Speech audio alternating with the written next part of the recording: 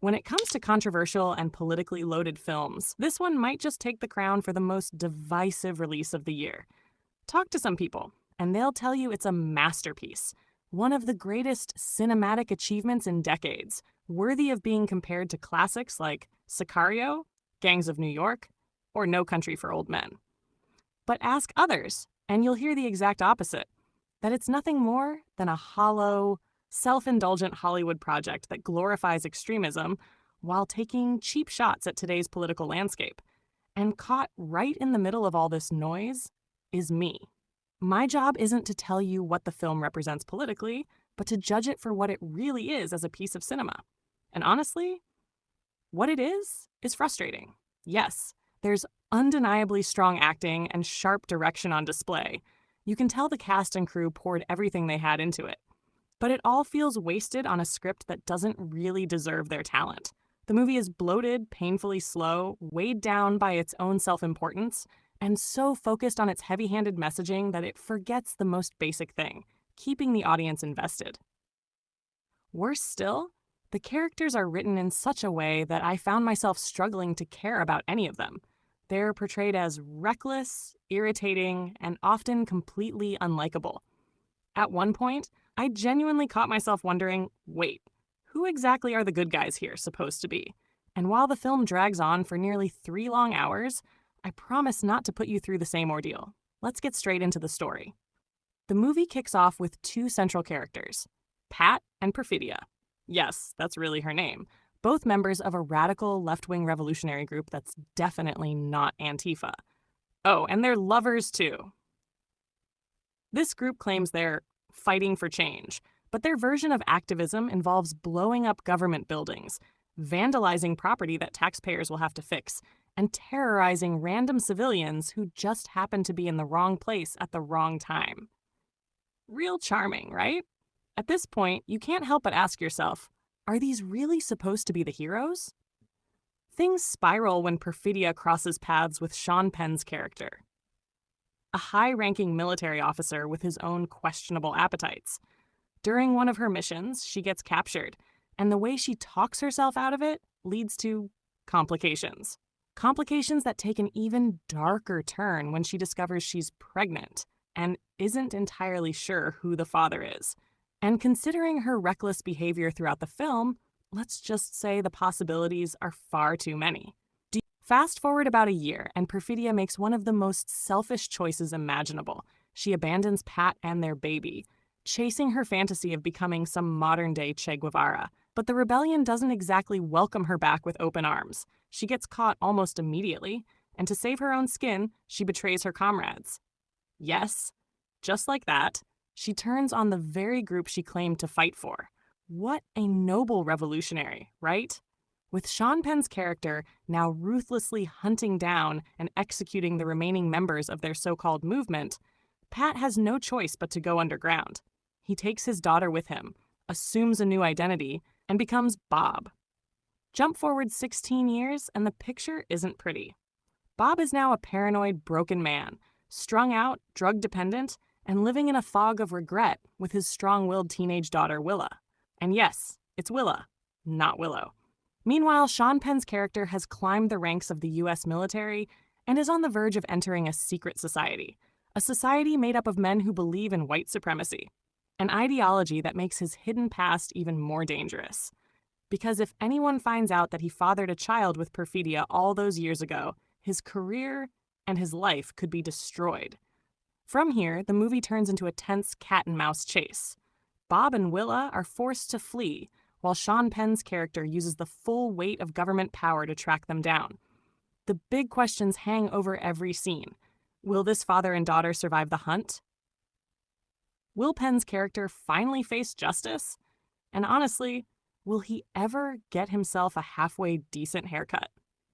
Now, to be fair, there are things worth appreciating about this film. Most of them lie in its technical achievements. From a directing and cinematography standpoint, it's a slick, well-crafted production. Paul Thomas Anderson may not be the most prolific filmmaker out there, but when he does step behind the camera, the results usually speak for themselves.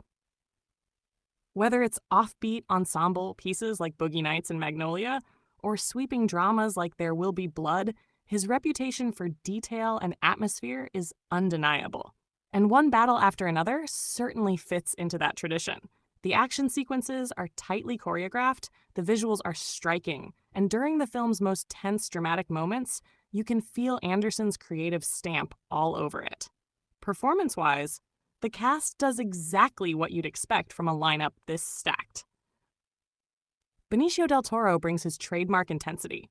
Leonardo DiCaprio once again proves why he's considered one of Hollywood's most committed actors, throwing himself into every scene like he's still hungry for that Oscar gold. His chemistry with the young actress playing Willa is surprisingly strong, and even though their screen time together is limited, their relationship is easily one of the most compelling elements of the movie. But the real standout performance comes from Sean Penn as Colonel Lockjaw, a role that might just be one of the most unsettling and memorable of his career. Seriously, though, who comes up with these names? Colonel Lockjaw? What's next? General Scurvy or Admiral Diphtheria? It's almost impossible to take them seriously. And yet somehow, Sean Penn still manages to command the screen. Every time he appears, he looks like he's teetering between an explosive meltdown and full-on tears. I honestly can't tell if it's a brilliantly intense performance or just borderline overacting. Either way, he has your attention. But let's be real. The major problems here don't lie with the actors. The real issue is in the writing. The pacing is brutal. At nearly 3 hours long, this film feels less like a movie and more like a test of endurance. It's bloated, sluggish, self-indulgent, and pretentious to the point where by the second hour, I was genuinely frustrated, wondering if it was ever going to end. And those random ads for gambling sites popping up during screenings? Yeah, that didn't exactly improve the experience either. Now, don't get me wrong, I have no issue with long films. Some of the greatest movies ever made run well over 2.5 hours. But for that kind of runtime to work, two things are essential. First, the story needs enough substance to justify it. Second, the characters have to be engaging enough that you want to spend that much time with them. One Battle After Another fails on both counts. Sure, the cast is stacked with talent, and yes, they give everything they've got. But the characters themselves? They're written as so deeply unlikable that it's nearly impossible to care about their fates. Compare this to films like Four Lions, a movie that managed to portray people involved in a terrible cause, yet still made them oddly sympathetic and even likable because there was a clear moral perspective guiding the story. Here, that sense of moral grounding is completely missing. And the ending doesn't help either. It heavily implies that this endless cycle of terrorism and retaliation is destined to keep repeating through the next generation. Instead of exploring the dangers of extremism on both sides, the film just seems content to wallow in its own cynicism.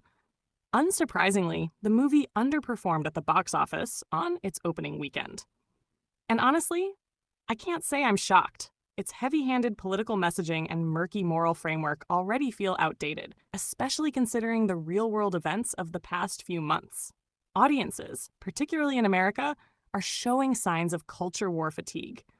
People are tired of being lectured by Hollywood elites who swoop down from their ivory towers to tell them how they should think and feel about complex issues. In the end, One Battle After Another doesn't land on either extreme and on either extreme at the cinemas. I mentioned at the start. It's not a groundbreaking masterpiece, and it's not a total train wreck either. It falls into that awkward middle ground, a film that's just mediocre. Slightly too long, slightly too boring, slightly too forgettable, and far too convinced of its own brilliance. For me, it wasn't worth the 3-hour runtime, and I doubt I'll ever sit through it again, or even think about it much after this. And that wraps up my thoughts for today. Until next time, I'll see you in the next video.